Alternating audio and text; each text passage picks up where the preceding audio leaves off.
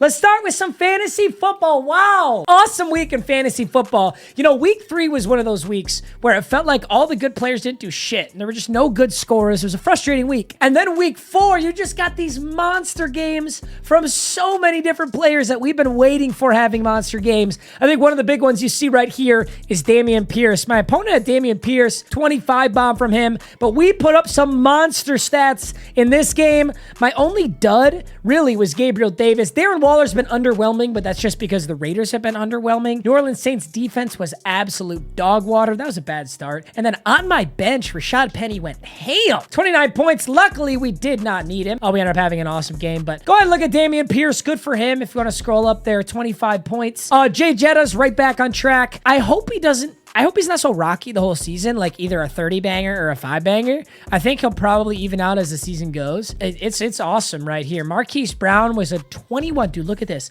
6 for 11, 88, 1 touchdown. He had, 17 targets last week, 11 this week. It's been an amazing outlook for Hollywood. And I think this was kind of a fluke game for Gabriel Davis. I expect him to get more targets, more receptions. And unlucky for my opponent, Curtis Samuel, Michael Pittman, Kyle Pitts, all didn't do much. Kyle Pitts really is the guy that we're kind of panicking about right now. That continues to be the case, but we shall see. And then his starting quarterback didn't do shit, I don't think. Yeah, he had Carson Wentz. That was a risky start to me anyway, because Dallas Cowboys defense is so good. I think there's a lot of waiver players that'd be better than Carson Wentz there. But let's go look at the top fantasy scores of this week, and then we'll take a look at Cougar Den, because I got some crazy stuff. So Hawkins sucks. Absolute monster game from him. 2 touchdowns, a 2-point conversion. Almost. He dropped the touchdown too. He would have had 45. Eckler was amazing. You love to see that. Josh Jacobs, huge game from him. Jared Goff was the highest fantasy scoring QB. Love to see that. Geno Smith, 31. Jay Jetta's 31. Mike Evans, 30. Miles Sanders has been awesome. Love to see that. He was on a rocky road the last 2 years, so I'm excited that he's back in the saddle. Let Russ cook, baby. He's finally up there. Rashad Penny, big game. Mo Alley Cox, that's kind of a weird one to me, but hey, whatever. I think he's on waivers here. Tyreek, McCaffrey, Brady, Higgins, Josh Allen, Mahomes, some of the names you're used to seeing. So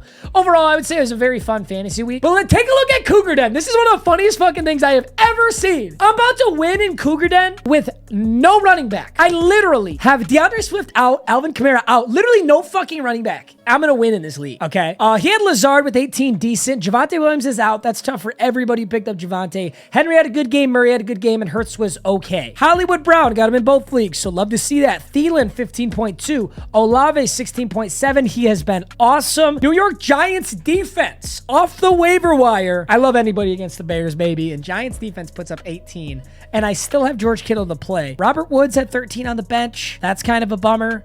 Everett had 17, but guess what? You know what? I'm not even mad about not starting my running backs, because even if I did, okay, Etienne didn't do shit, and Pollard didn't do shit, and I have Akers on the bench, so realistically, if I'd put Akers in, maybe. But it's just a tough week for him, really, because look at this. Drake London, who's been amazing, was horrible. Darren Waller's been okay, was horrible. Palmer, I don't know if I personally would have done that start there at the flex, but I guess it is safer than Singletary because he's a wide receiver. Didn't pan out for him, and then, he's got a pretty banged up team. No Amon-Ra St. Brown, no Keenan Allen, a questionable Burks, a questionable Julio Jones, so kind of unlucky for him. Worked out in my favor. I'm literally going to win without running backs. So 6 points plus George Kittle needs to beat Rams defense. I feel very confident in that, but it'll be a big game, so I'm pretty excited about that. Yeah, Drake London literally got locked down by Denzel Ward, but Denzel Ward's a beat. Either way, Cougar Den. Hey, if I get the dub in Cougar Den, I move to 3-1. If I get the dub in Happy Endings, which I'm pretty much guaranteed to get, I move to 4-0. This is my best fantasy start of all time ever.